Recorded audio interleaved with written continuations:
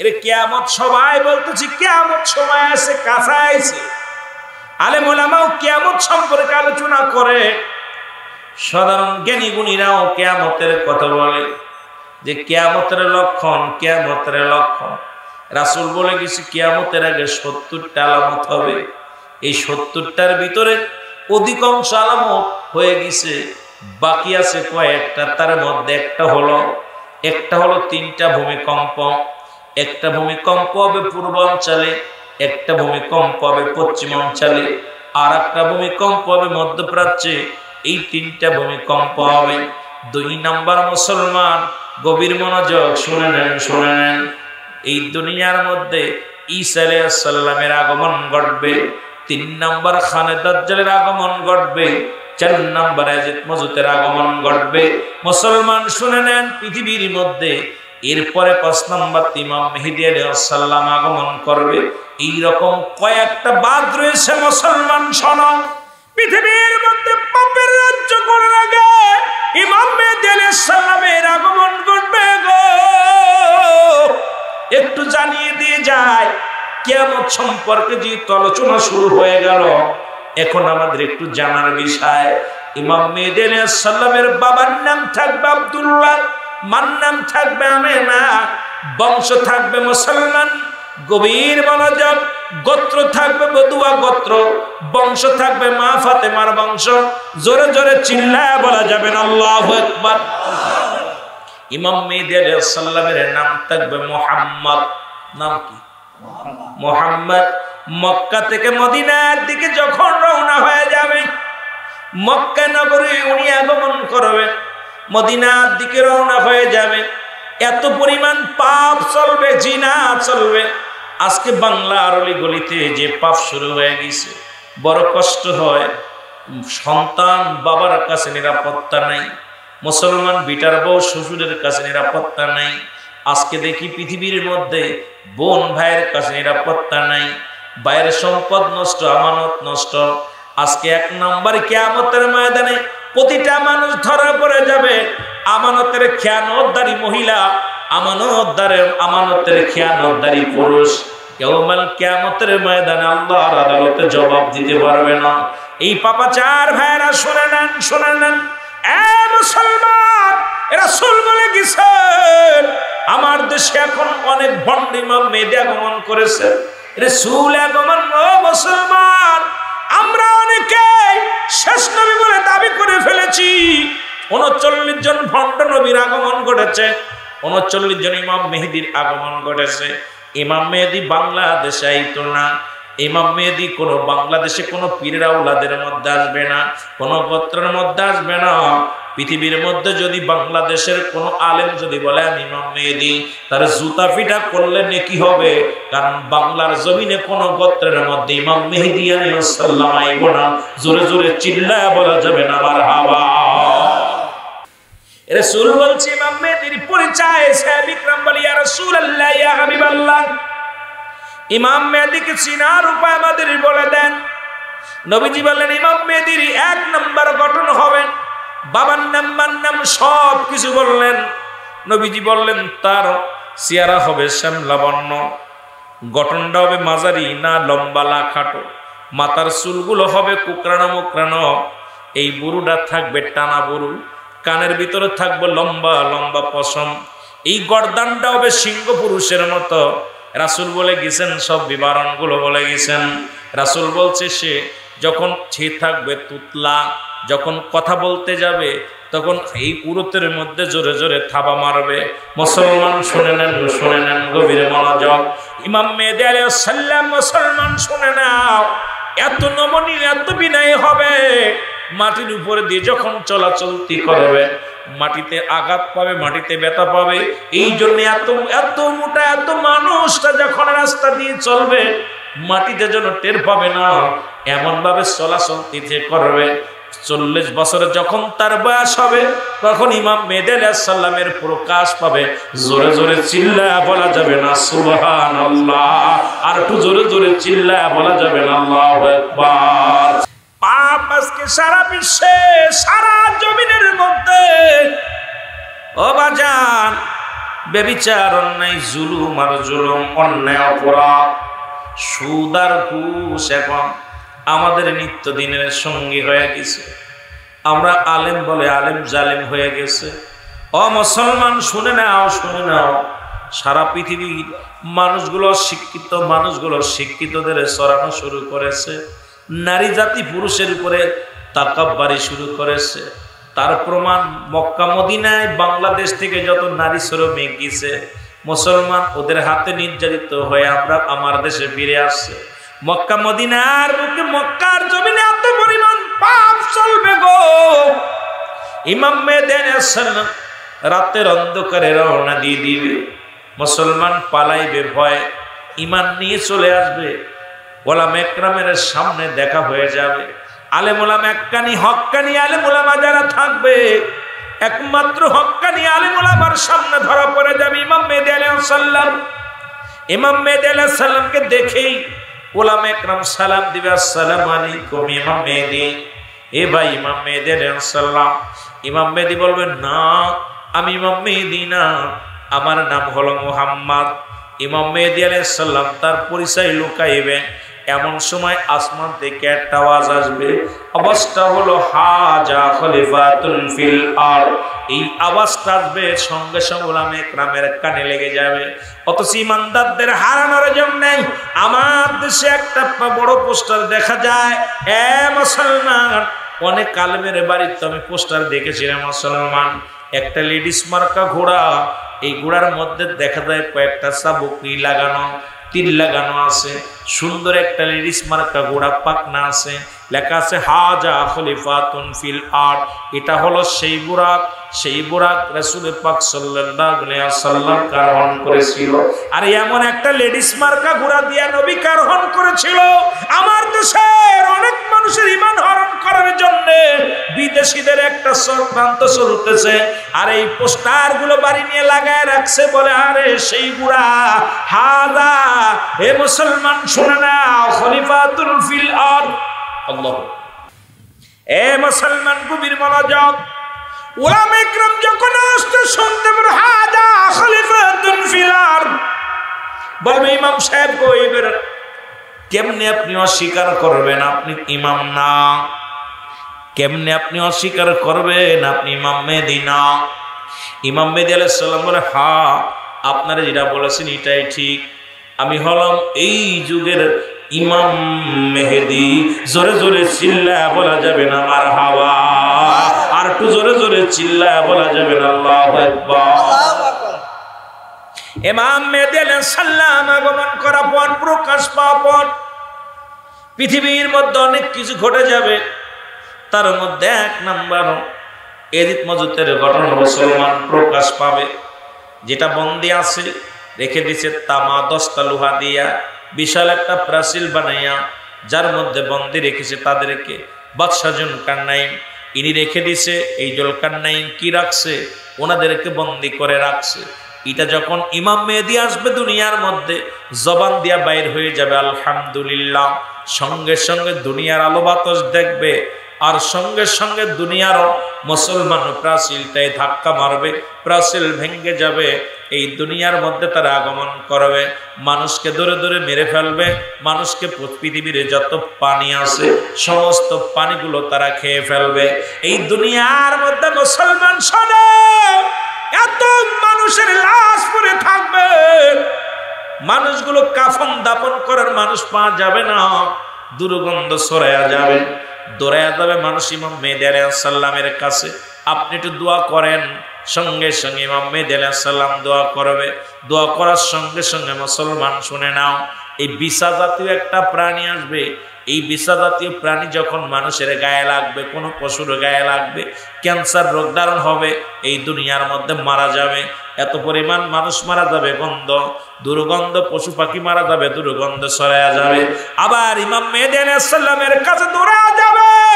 ইমাম মেহেদী আলাইহিস সালাম দোয়া করেন গো, দোয়া করবে, সঙ্গে সঙ্গে একটা কাক জাতীয় প্রাণী পাঠাইবে। এটা আসিয়া দুনিয়ার গোস্তগুলো ঠুকায় ঠুকায় খেয়ে ফেলবে। গোস্তগুলো খেয়ে থাকলে যখন কি আসবে, গন্ধ, কিন্তু দুর্গন্ধ ছড়ায়া যাবে। আবার যাবে ইমাম মেহেদী আলাইহিস সালামের কাছে।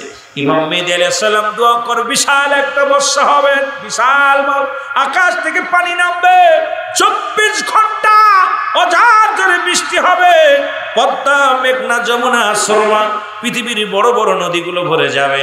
এই হাড্ডি গুড্ডি সব ভেসে ভেসে আবার সাগরে নেমে যাবে। মানুষের ভিতরে শান্তি ফিরে আসবে, মানুষের ভিতরে অবমাননা দূর হয়ে যাবে। যারা দুনিয়ার মধ্যে থাকবে, মানুষের ভিতরে লোভ লালসা কত পুরা হবে, দুনিয়ার সম্পদ গুলো উঠে যাবে মানুষের ভিতরে। মুসলমান শুনে নাও, এই পৃথিবীর মধ্যে ইমাম মেহেদী আলাইহিস সালাম এই কালেমার দাওয়াত দিবে, মানুষদেরকে নিয়ে সুন্দরভাবে জীবন যাপন করবে। আমি বলতেছি, অনেকে বলতে পারেন অনেক সংক্ষেপ করে ফেলেছি, বলতে গেলে আবার 10 ঘন্টার দরকার। ইমাম মেহেদীর আবির্ভাব নিয়ে যদি 10টা ঘন্টা আলোচনা করি শেষ হবে না। বাবারা আমার, বন্ধুরা আমার, শুনে নাও, এবার কি হবে? ইমাম মেহেদী আলাইহিস সালাম কিন্তু মানুষের ভিতরে আবার ওই রকম একটু হিংসুটে শুরু হয়ে যাবে। ওই সময় আবির্ভাব হবে কার? হযরত ঈসা আলাইহিস সালামের আগমন ঘটবে। ঈসা আলাইহিস সালামের আসরের নামাজের সময় দুনিয়ার মধ্যে আগমন ঘটবে।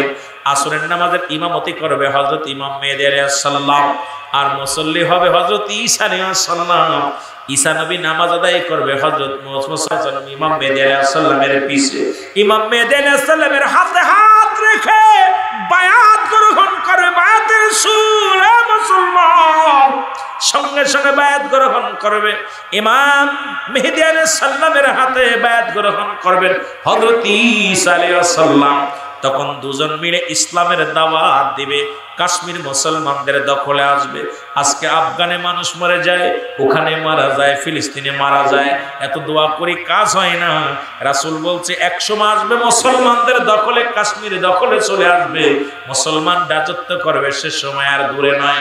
তবে আগে মানুষের পরীক্ষা, মানি পরীক্ষা আছে, এই পরীক্ষা আমাদের জয়লাভ করার দরকার আছে। জোরে বলেন ঠিক কিনা? এই জমিনটা আমি পুরা তামা বানায় দিব, এই জমিনের মাটিগুলো পুড়ে হবে তামা, এই জমিনের পানিগুলো পুড়ে হয়ে যাবে ছাই। যেদিন কিচ্ছু বলতে কিচ্ছু থাকবে না, সব কিছু চূর্ণ বিচ্ছিন্ন করে দিবে কে? জোরে বলেন কে? আমার আল্লাহ। আল্লাহ কয় বান্দারে, সেদিন থাকবো শুধু আমি আমার রাসূলের প্রেম নিয়া, ভালোবাসা নিয়া।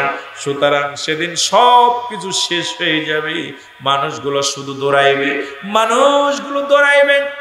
এ মানুষের দেহের মধ্যে একটি হাড্ডি আছে, যে হাড্ডিটা পৃথিবীর কোন আগুন দিয়া পোড়ানো যায় না, পৃথিবীর কোন আগুন দিয়ে পোড়ানো সম্ভব নয়। মানুষের দেহের মধ্যে এমন একটা হাড্ডি আছে যা পৃথিবীর অ্যাসিড দিয়ে নষ্ট করা যায় না, পৃথিবীর কোনো মাটিতে খায় না। আমি আপনি জানি না, মানুষের পিছনের রাস্তায় 3 তেয়ারায় একটা হাড্ডি আছে, যেটা মানুষের পৃথিবীর মধ্যে দেখবেন হিন্দুরা সারাদিন ভরে লাশ পুড়ায়, কিন্তু এই হাড্ডি পুরাইতে পারে না। সর্বশেষে শ্মশানে নিয়ে পান মাটির নিচেই পুঁতে রাখে, কারণ এটা পুরানোর ক্ষমতা আমার আল্লাহ দেয় নাই। মানুষটা সব পুড়ে যাবে, হাড্ডি পুড়বে না। যেদিন ইসরাফিল আলাইহিস সালাম প্রথম সিংহায় ফু দিবে, দুনিয়া থরথর করে কাঁপবে, মানুষগুলো শেষ হয়ে যাবে। দ্বিতীয় সিংহায় যখন ফু দিবে, এই দুনিয়ার মানুষগুলো, মুসলমান শুনে নেন, এই মানুষগুলো কি হবে? ঘর দরজা সব চূর্ণ বিচ্ছিন্ন হয়ে যাবে। তৃতীয় ফু যখন দিবে, দুনিয়ার সব মাখলুকাত গুলো মারা যাবে। ওই বৃষ্টির পানি পড়ে যেমন জমিনের মধ্যে ফসলগুলো, কোনো যদি ঘাসের কোনো দানা থাকে, এগুলো জ্বালায়া যায়, বীজগুলো জ্বালায়া যায়, তদ্রূপ ওই যে মানবের দেহের মধ্যে যে হাড্ডি ছিল, পৃথিবীর নষ্ট হয় না, এই হাড্ডি থেকে মানুষগুলো আবার গজাইবে, বীজ গজানোর মতো।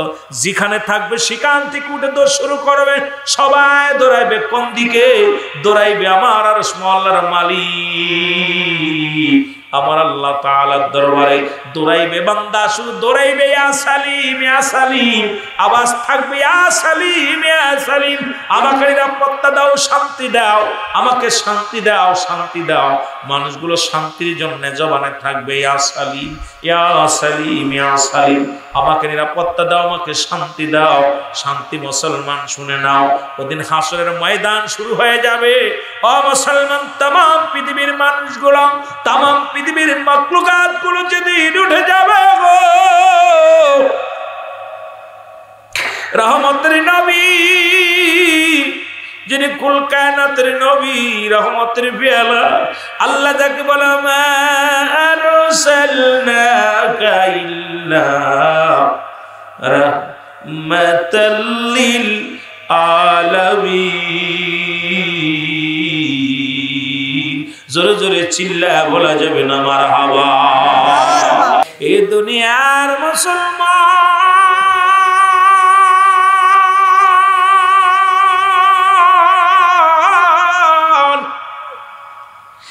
কেন বলি নবীর শান? কারণ নবী লাগবে কবরে, নবী লাগবে মিজানে, নবী লাগবে ফুলসিরাতে, নবী লাগবে ইয়াউমাল কিয়ামতের ময়দানে। নবী বিনে কোনো বান্ধব নাই, নবী বিনে কোনো উপায় নাই। এই জন্য নবীর পাগল আমরা। সমস্ত মানুষ মহল্লার মালিক, तमाम পৃথিবীর কুল কায়নাতের মালিক আবার আল্লাহ রাব্বুল আলামিন বিচারের জন্য দাঁড়ায়া যাবে। ও মুসলমান শোনো, ওদিন আল্লাহ রাব্বুল আলামিন এর দরবারে 3টা সিজদা দিবে রহমতের নবী। সুবহানাল্লাহ বলেন। কয়টা সিজদা দিবে? 3টা সিজদা মারবে। প্রথম সিজদা যখন মারবে, আল্লাহ রাব্বুল আলামিন ডাকতে বলবে, হাবিব আপনি মাথা উঠা দিলেন কেন? আজকে সিজদার মধ্যে পড়ে গেলেন। আপনার উম্মতিরা চারিদিকে রওয়ানা, আপনার প্রেমে পাগল ফারাফার। আমার নবী বলবে, আমার মাওলা গো, আমি আপনার কাছে একটা দাবি করি, আমার উম্মতের ক্ষমা করে দেন, আমার উম্মতের মাফ করে দেন। আমার আল্লাহ বলবে, হাবিব আজকে আপনার আরজি আমি কবুল করে নিলাম। মাথা তোলেন। আপনি আপনার দৃষ্টিশক্তি যত দূর পর্যন্ত যায়, পূর্ব পশ্চিম উত্তর দক্ষিণ যত দূর পর্যন্ত আপনার দৃষ্টিশক্তি যায়, সমস্ত উম্মতের আমি ক্ষমা করে নাজাত দিয়ে দিলাম। জোরে জোরে চিল্লা বলা যাবে না মারহাবা। আমার নবী দাঁড়াইয়া আবার দেখবে উম্মতের নত সুরে কাঁদে রে। আবার দ্বিতীয় সিজদার মধ্যে পড়ে যাবে নবীজি। আমার আল্লাহ বলবে, হাবিব আবার কেন সিজদার মধ্যে পড়লেন? আল্লাহ রাব্বুল আলামিন, আপনি তো সব নবীর এক একটা নিয়ামত দিয়েছেন, আমাকে একটা দিয়েছিলেন পার্সোনাল নিয়ামত।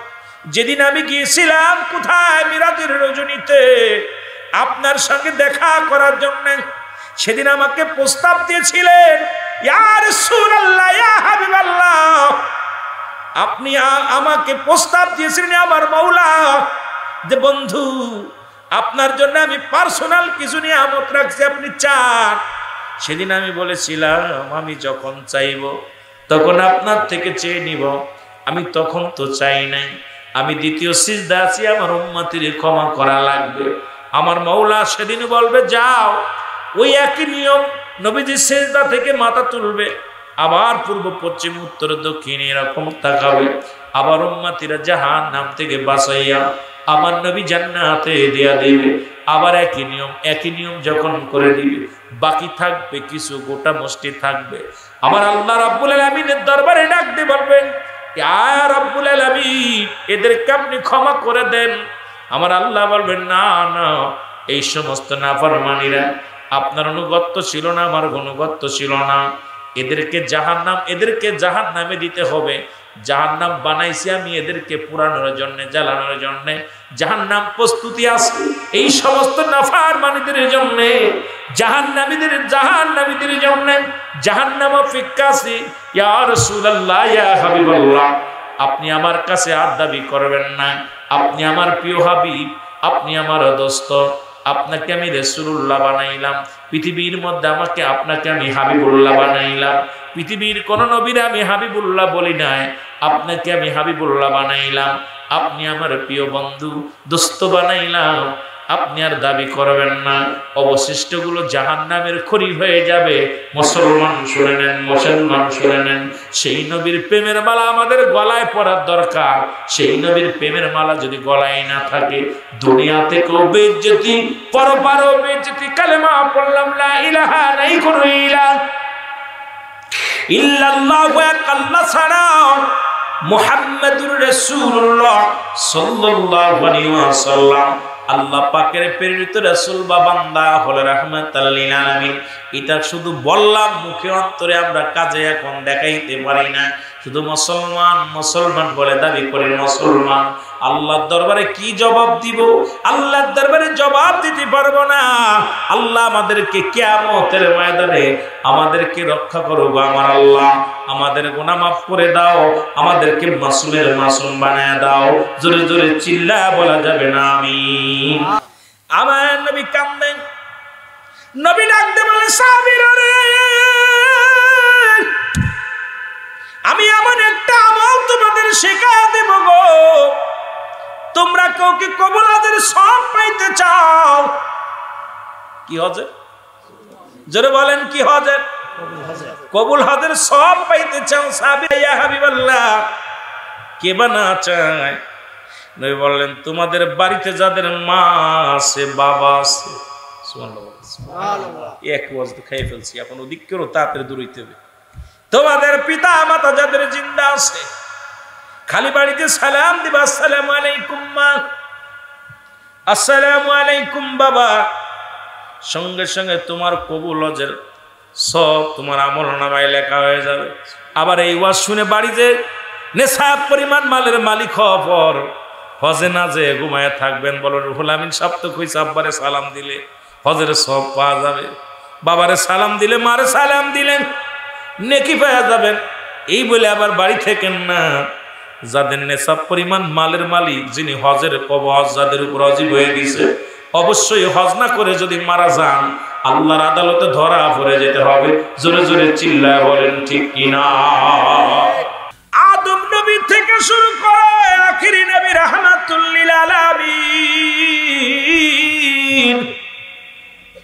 যত পয়গম্বর দুনিয়ার মধ্যে আগমন করলো, একে একে সবাই বিদায় নিয়ে গেছে, আমারও ডাক এসে যাবে।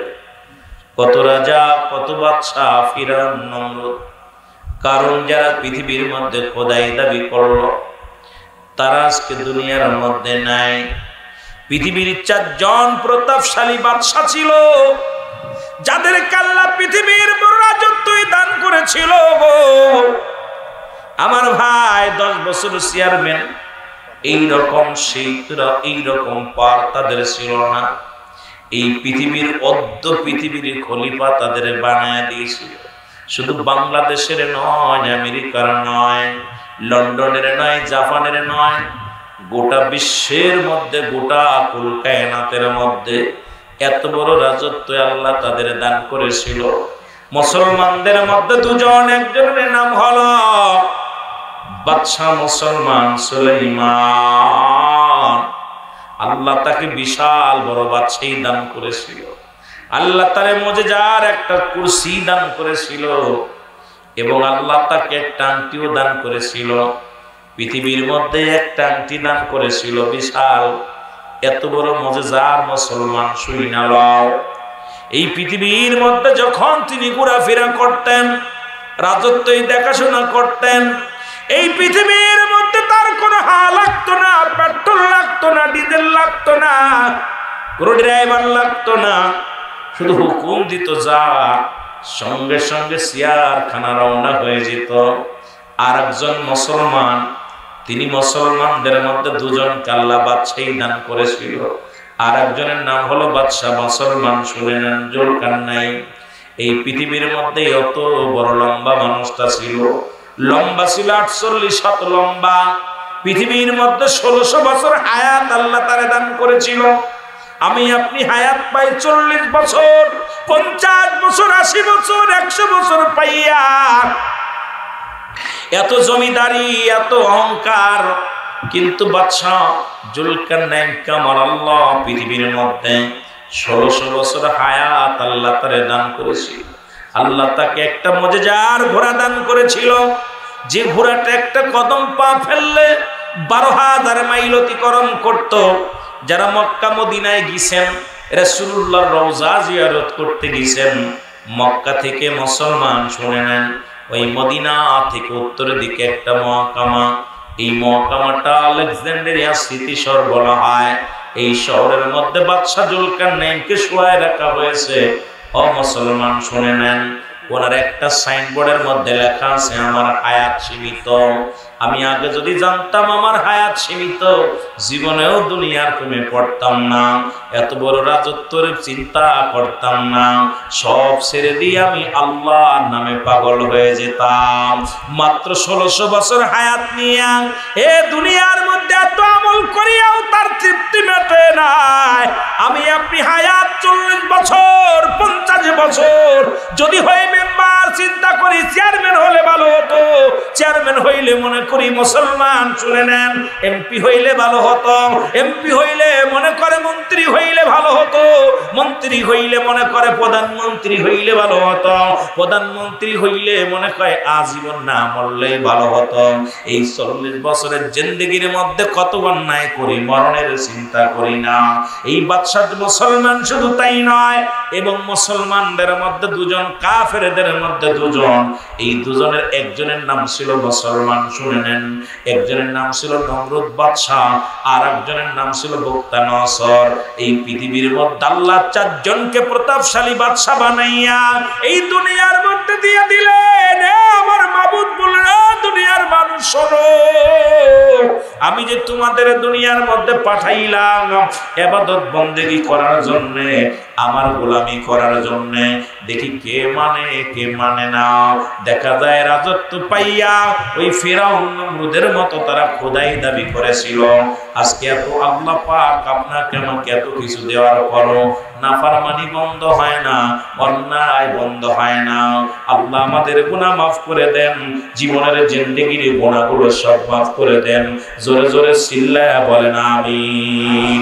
এ দুনিয়ার মুসলমান গভীর মনোযোগ, যে কথাগুলো আমি বলতেছিলাম দিলের কান্ডা লাগা শোনো। যদি মৃত্যু হয় কঠিন, মৃত্যুটা সহজ মৃত্যু হয় এত কঠিন, কঠিন মৃত্যুটা কত কঠিন। আর এরে মুসলমান, আমি পীর আলোচনার মধ্যে বলি, পৃথিবীর মধ্যে একজন আল্লাহর নবী হযরত ইদ্রিস আলাইহিস সালাম, যিনি আজ পর্যন্ত জান্নাতের মধ্যে আছে, জিন্দা অবস্থায় জান্নাতের মধ্যে আছে। ও মুসলমান শুনে নাও, উনি ইন্তেকাল, উনি পৃথিবীর মধ্যে একমাত্র নবী যিনি জীবিত অবস্থায় জান্নাতের মধ্যে আছে। মারহাবা। উনি ইন্তেকালের পরে আমার আল্লাহ ডাকতে বলে, বন্ধু তুমি জান্নাত পায়া কি হাফি কয়হা, আপনার জান্নাতের বিবরণ আমি দিয়ে শেষ করতে পারবো না। তবে জান্নাত পেয়ে খুশি, তবে একটা কষ্ট, কষ্টটা হলো মালাকুল মউত। আপনার মালাকুল মউত আমার রূহটা নিয়েছে, জানটা বাইর করেছে, মনে হয় সে আমার সঙ্গে ভালো ব্যবহার করে নাই।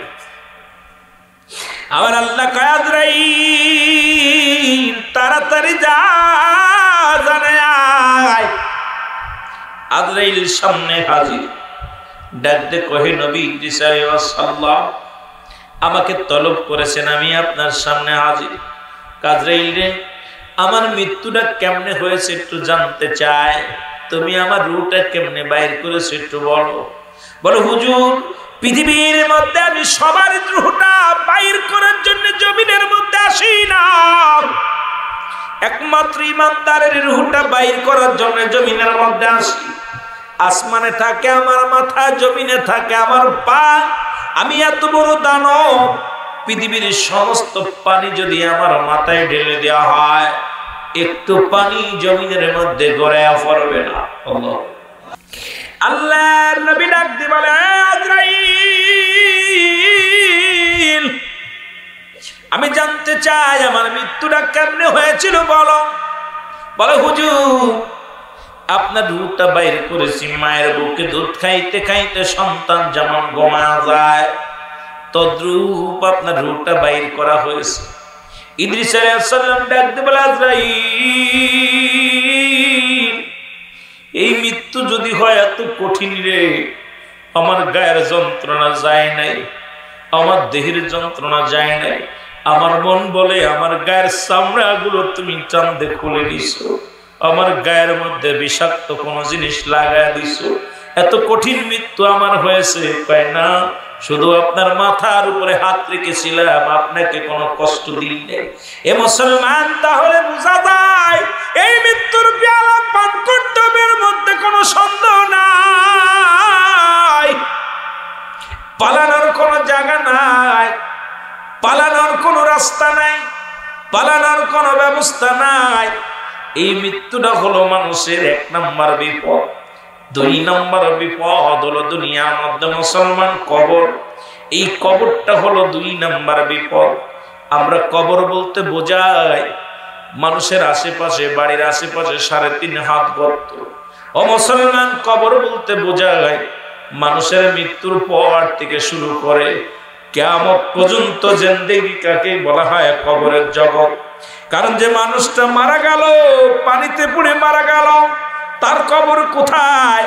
যে ব্যক্তি আগুনে পুড়ে মারা গেল, তার কবর কোথায়? যে ব্যক্তি মুসলমান হাঙ্গর কুমিরে খাইল, তাদের কবর কোথায়? এই জন্য কবর বলতে বোঝায় মানুষের মৃত্যুর পর থেকে শুরু করে কিয়ামত পর্যন্ত জগৎটাকে বলা হয় কবরের জগৎ। জোরে জোরে চিল্লায় বলা যাবে না আল্লাহু আকবার। এই কবরটা হলো আর একটা ভয়ঙ্কর বিপদ। এই কবরে যখন আপনাকে আমাকে শোয়া দিবে গো, একজন ফেরেশতা আসবে, নামটা জানা আসেনি, নাম হলো মুসলমান। আমরা অনেকে জানি কবরে শোয়ানো পর আসবে কে? মুসলমান। মানকার নেকির আইব। এই মানকার নেকির আগে একজন ফেরেশতা আইব, যার নাম হলো হযরত নোমান ফেরেশতা। জোরে জোরে চিল্লায় বলা যাবে না মারহাবা। আর একটু জোরে জোরে চিল্লায় বলা যাবে না আল্লাহু আকবার। এর নোমান ফেরেশতা আসবে, আপনার কবরে ডাক দেবে, রুহুল আমিন সাহেব ওঠো, হেলাল উদ্দিন ভাই ওঠো, শফিক মিয়া ওঠো, এ মুসলমান শোনো, আব্বাস আলী তুফানি সাহেব ওঠো। উঠাবে ডাক। স্বপ্নের মধ্যে যেমন আমি রাত্রে অন্ধকারে ঘুমায়া থাকলে স্বপ্নের মধ্যে যেমনি দেখি, কবরে ওই নোমান ফেরেশতা শিয়া ডাক দিয়ে উঠাইবে, ওঠো বান্দা। হাতের ভিতরে থাকবে 2 টুকরা কাগজ। 1 টুকরা মুসলমান, একখানা কাগজ নয়, 2খানা কাগজ থাকবে। ডাক দিয়ে উঠায় বলে, বান্দা লও, এই নাও কাগজ খানা নাও।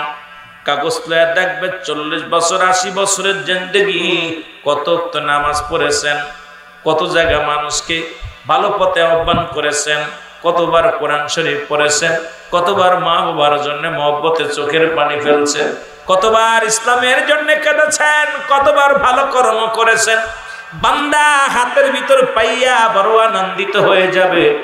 ডাক দিয়ে বলবে, বান্দা আমি এত সুন্দর আমল করেছি জিন্দেগি ভরে, কয়টা লিখে দাও। আমি লিখবো কেমনে, আমার কাছে তো কোনো কাগজ নাই। ডাক দেখো, আপনি 3 টুকরা কাপড়ের কাপড় দেওয়া হয়, প্রথম কাপড়ের কাপড়টা টান দিয়ে খুলে নিবে। টান দিয়ে খুলিয়া বলবে, বান্দা এই নাও কাপড়ের কাপড় হবে সেদিন তোমার কাগজ। এই কাগজ খানা দিয়া বলবে, বান্দা এই কাপড় নাও, এর মধ্যে তুমি লেখা শুরু করো। বলবে, আমি লিখবো কেমনে, আমার তো কলম নাই। বলবে, কলম হলো তোমার শাহাদত আঙ্গুল মুবারক। কি আঙ্গুল? প্রতিটা মানুষের শাহাদত আঙ্গুল মুবারক। এই কেরামান কাতিবিন যা লিখে রাখছে, এটা আপনার নিজ আমল নামা নিজেই লেখা লাগবে। বন্ধুরে, কোনো মস্তানি চলবে না, কোনো তাকাব্বুরি চলবে না। দুনিয়ার জিন্দেগির মধ্যে তুমি বলো আমি অশিক্ষিত, লিখতে জানি না, টিপসই লাগায়া দাও। কবরের মধ্যে টিপসই চলবে না। কবরের ভিতরে যার যার আমল নামা তার লেখা লাগবে। এই ডান হাতের শাহাদত আঙ্গুল মুবারক হবে আপনার আমার কি হবে? এটা হবে আপনার আমার কলম। বান্দা বলবে, আমি কলম পাইলাম, কালি নাই। কালি বলবে, বান্দা তোমার মুখের থুতু মুবারক হলো কালি।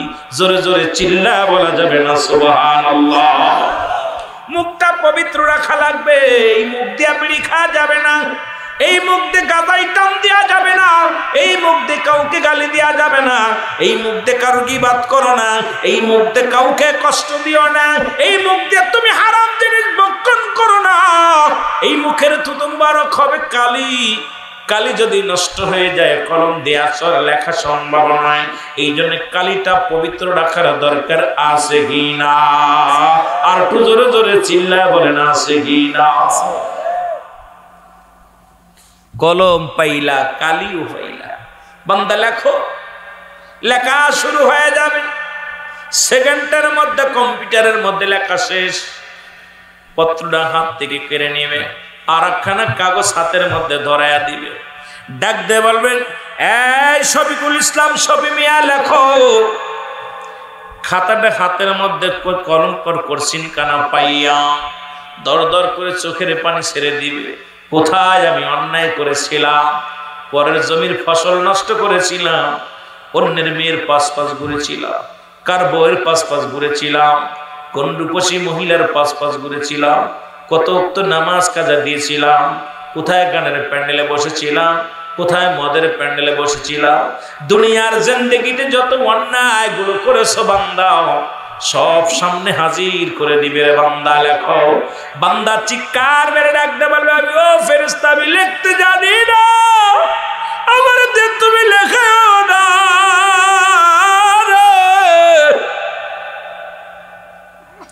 আমি লিখতে জানি না, এই পাপ আমি করি নাই, আমি অন্যায় করি নাই, জুলুম করি নাই রে, আমি কাউকে ঠগাই নাই, কাউকে কষ্ট দিই নাই। ও বান্দা শোনো, চিৎকার মেরে কেঁদে লাভ হবে না। বান্দারে ডাক দে, বল বান্দা তুমি তাড়াতাড়ি লেখো, বলে অন্যায়গুলো আমি করি নাই, মনে নাই। এবার আপনার এই কম্পিউটারের মতো এই যে আমাদের সামনে মিডিয়া জোড়া হয়েছে, যদি ভিডিও ক্যামেরা না হয় ভিডিও হয়ে যায়, অডিও আনলে অডিও হয়ে যায়। আপনার জিন্দেগিটা ভিডিও দিয়ে সব হচ্ছে রে মুসলমান।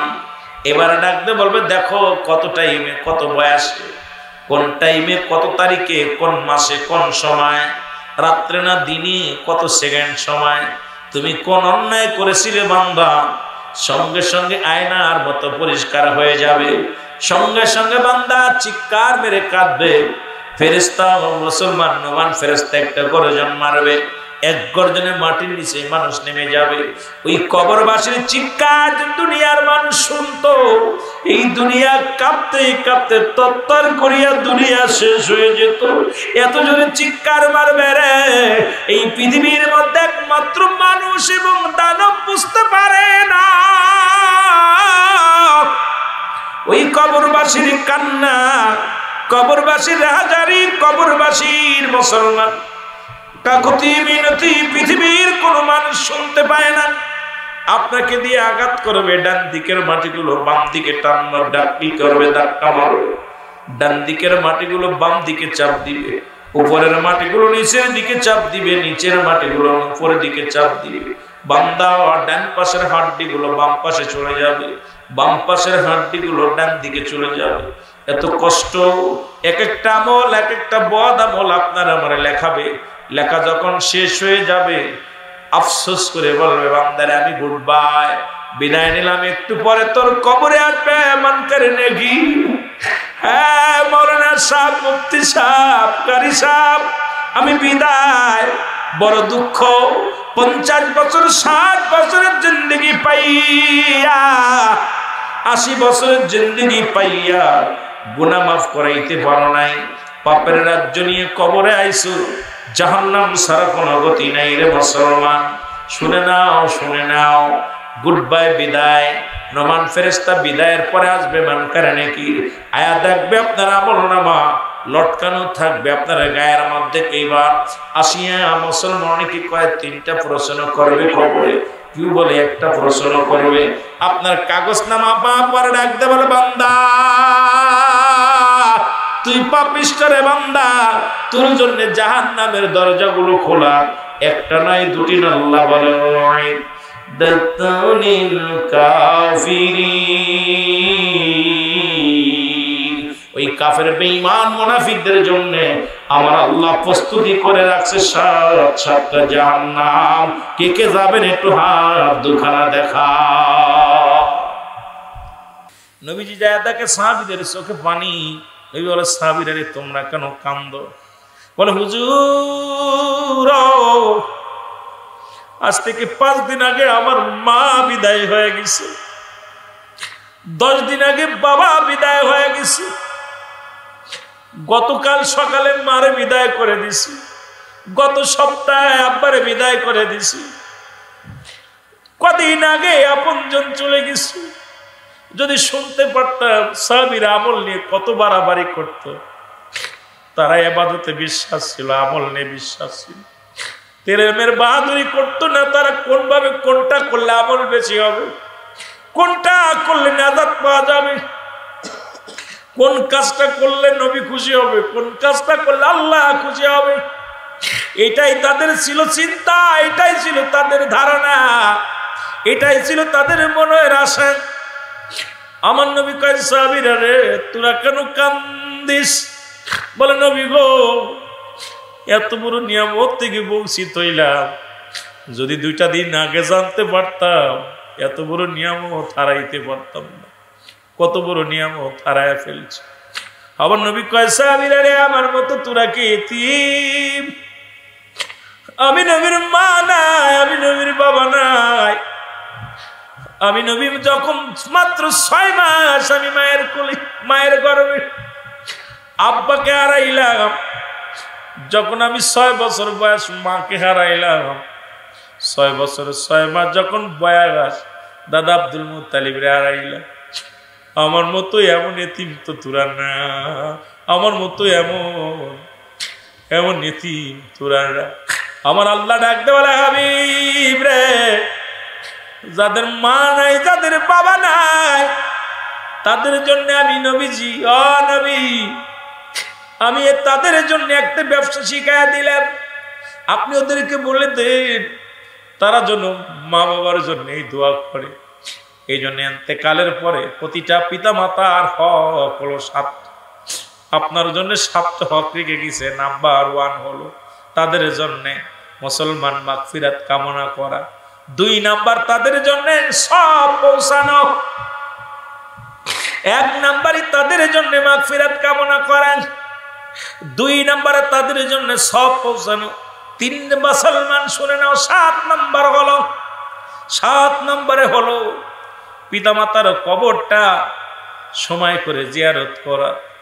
আমার আল্লাহ ডাক দেখায়, হাবিব যাদের চোখে পানি তাদেরকে আপনি বলে দেন, জিবরিল আমিন এসে জানায় দেয়, হাবিব আপনি পড়েন না, রব্বির রহমা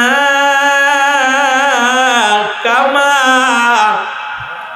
রব্বায়ানি সগীরা। জোরে জোরে চিল্লা বলা যাবে না আল্লাহু আকবার। আর একটু জোরে জোরে চিল্লা বলা যাবে না আল্লাহু আকবার। আপনি যার জন্য দোয়া করেন তার জনম দুঃখিনী মা দুনিয়ার মধ্যে জিন্দা। নবীজি দৌড়ে চলে গেলেন আলকামার বাড়ি। সালাম দা, আসসালামু আলাইকুম ইয়া আল ভাই, ভিতরে কেউ আসো কিনা? আসো, আলাইকুম আসসালাম, কে? আমি রাহমাতাল লিল আলামিন। নবী কয়, মা গো, ও মা, নিশ্চিত আপনি আমার আলকামার মা? কয়, হ্যাঁ বাবা আমি আলকামার মা। কয়, মা গো আমার আলকামারে আপনি মাফ করে দেন। আমার আলকামা কি জীবন অন্যায় করেছে? কোনো কয় না। কোনোদিন বেয়াদবি করেছে না, নামাজ ছেড়েছেন না, শরিয়াতের রকম ছেড়েছেন না। আলকামার মা ডাকতে বলে, বাবা মুহাম্মদ আমার নবী জীবনে কোনদিন আমার আলকামা নামাজ ছাড়ে নাই, রোজা ছাড়ে নাই, আমল ছাড়ে নাই। আমার আলকামা জীবনে অপরাধ করে নাই।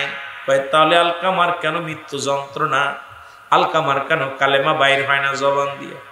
বাবা মুহাম্মদ দয়াল নবী রাসূল আকরাম সাল্লাল্লাহু আলাইহি ওয়াসাল্লামকে ডাক দে, কয় বাবা শোনো, জীবনে সব চাইতে একটা বড় ভুল করেছে আমার আলকামা।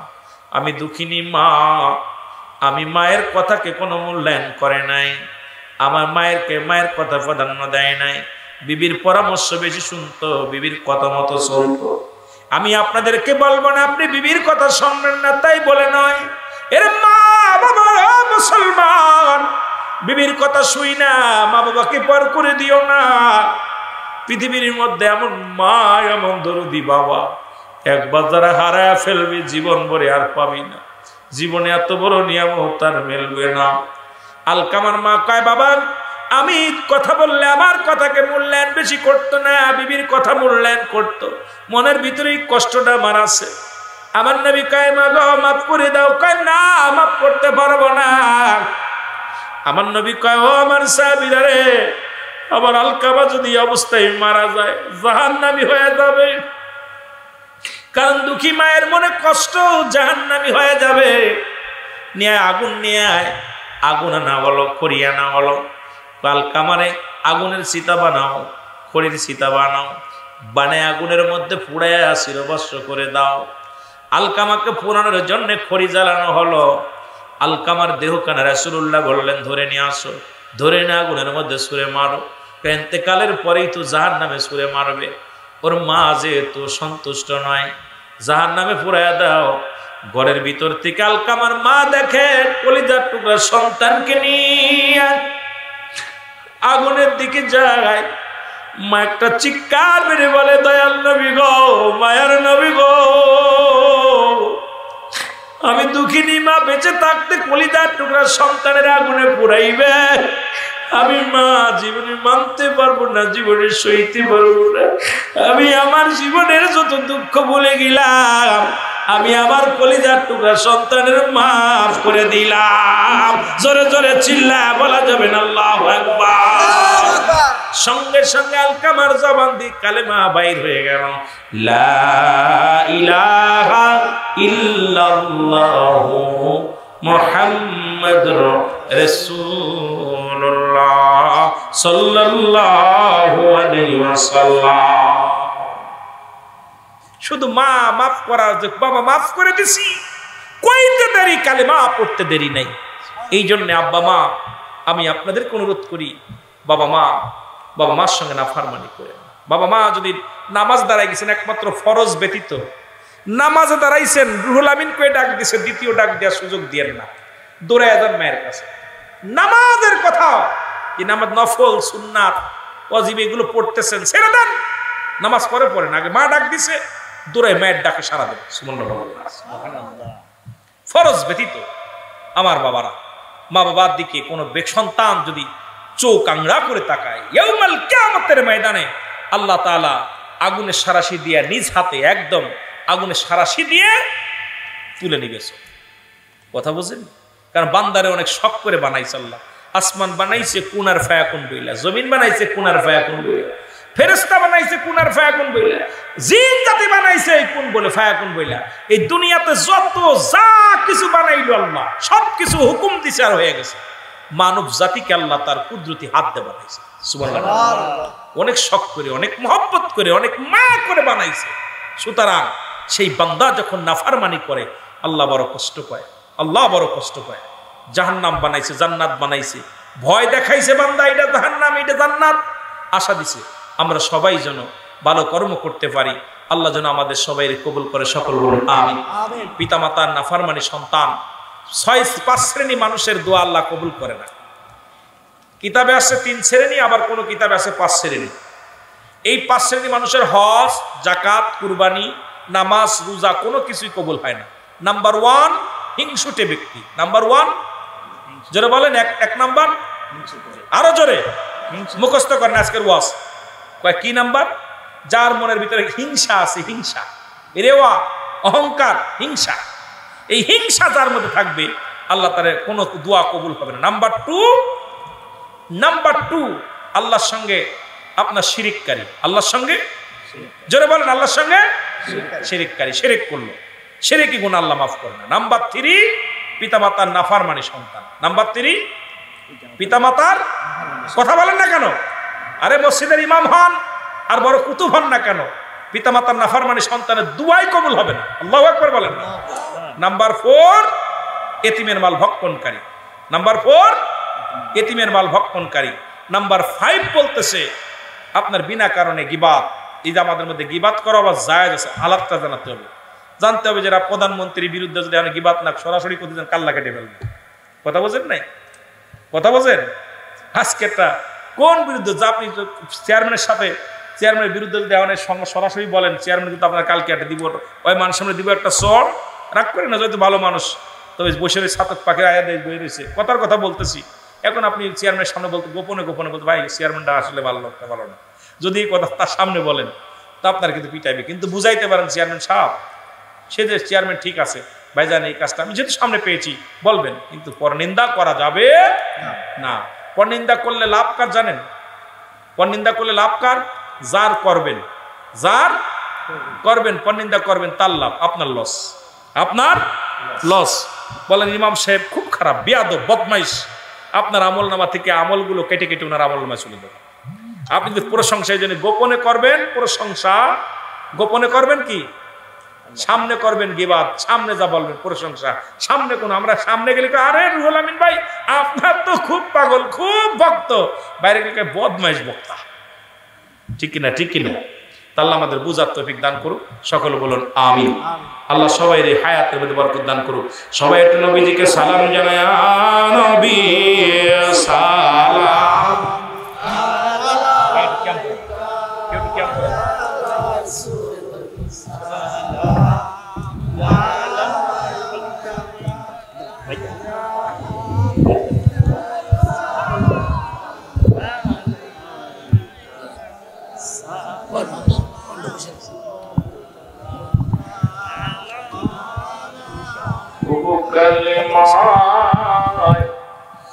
করি আপনার নাম, আজানে শুনি আপনার নাম, নামাজে আপনার কে সালাম, আপনি তো নূরে মুজাসসাম, নবী আলাইকা ইয়া রাসূল সালাম আলাইকা ইয়া হাবিব সালাম আলাইকা সালামুল্লাহ আলাইকা কানের মুর্শিদ ভুলে যাইবেন না, দরগাসুল ভুলে যাইবেন না, যেদিন উঠিব কঠিন হাসরে আপনি রাখিবেন আশিকদের কাতারে, ইয়া নবী সালাম আলাইকা ইয়া রাসূল সালাম আলাইকা ইয়া